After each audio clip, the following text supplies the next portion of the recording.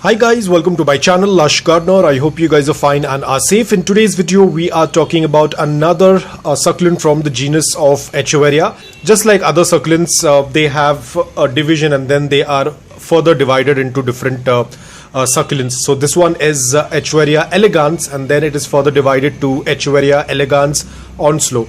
So it's a very beautiful succulent. Now it is easy for a lot of beginners, but they do not like a very high humidity kind of a location. They start having issues the moment there is a lot of humidity and there is a lot of moisture in the soil, so you have to be extremely careful. The leaves of the succulent are very thin, so they cannot store a lot of water in their leaves. So because of that, you need to have a very balanced watering wherein you do not overwater them and you do not keep them underwatered. Now because the leaves are very thin, they cannot store a lot of water, which means that they cannot go without watering for a longer period of time as compared to our other succulents, our other Echeverias which have chubby leaves. So you need to have a balanced watering for that.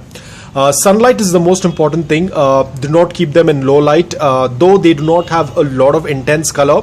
But still they require a good amount of indirect bright light for around 8 to 9 hours, or a morning direct sunlight for 5 to 6 hours.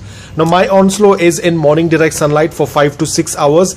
It starts to turn a little bit yellowish in color, but in other cities wherein the temperatures are good, when the temperatures are cooler, they tend to change the color even more. Now I haven't had that experience of that color. It turns slightly yellowish as well, but I did not have much success because, as I've said, in my city the winters are not very extreme and the winters are very short-lived. Very soon the winters will come and it just passes by. I don't even realize that it was winters, and by the time we know, it's already summers. So that's why a lot of colors do not appear on my succulents, because of the environmental thing, but that's absolutely okay as long as my succulents are healthy. So just be very careful. Ensure that you have a soil mix that is very loose, porous and well draining. If I would advise for an Echeveria Onslow, always go with a pot that's an earthen pot. Either you can go with a terracotta pot, concrete pot, or you can even go with unglazed clay pots.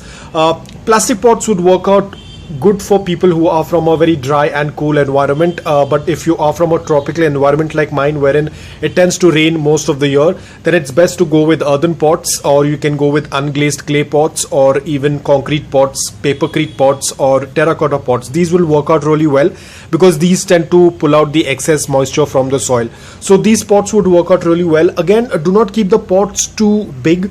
I would say the minimum depth should be around 7 centimeters, 8 centimeters, 9 centimeters. If you have a pot that has a depth of around 7, 8, 9 centimeters, then that is going to work out really well.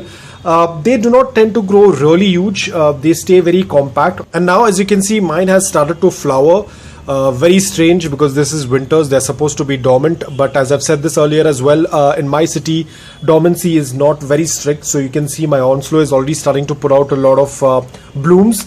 I'll just wait for another few weeks. Once they are separated from the rosette, I will chop them off. Once they grow a little bit more and when the stem is evident, I'll just give them a chop, because I do not like to keep the blooms on my succulents.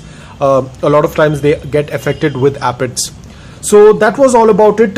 Please do not add any fertilizers during the winters, because it belongs to the genus of Echeveria. They tend to go dormant during the winters, and summer is their growing period. So if you are a person who tends to add any fertilizers, do it during the summers and not during the winters.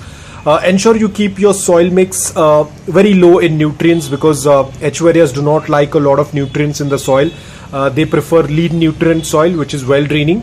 So if you are a beginner, if you are just starting off with succulents, the best practice is to have a pot with drain hole. There are people who tend to grow succulents in drainless pots, but please be careful. That is a very tricky situation. So if you're just starting off with succulents, you want to focus more on the succulent, then please go for a pot that has a drain hole. That is going to make your life much easy. Yes, the Onslow does get affected with mealybugs, so it's always better to do a routine check, probably once in 2 weeks or 3 weeks. If you tend to see any pest, you can go for any organic solution, or you can sprinkle some dry cinnamon powder on the soil. Whether you see bugs or you do not see bugs, it's always a good practice as a precautionary method to sprinkle a little bit of dry cinnamon powder, maybe a pinch of dry cinnamon powder on the upper layer of soil, probably once in 3 weeks. This is something that I also practice every 3 weeks or every 4 weeks, but of late it has been raining, so I haven't added any cinnamon powder. But this is something that I always tend to do. Either you can sprinkle some dry cinnamon powder on the soil, or you can mix it in water while you're giving water to your plants. That is also going to work out really well. So guys, that was all about Echeveria Onslow. I hope that this video was helpful to you. If it was, please hit the like button. If you're new to my channel, please consider subscribing to it. Until then, take care, stay safe and keep planting.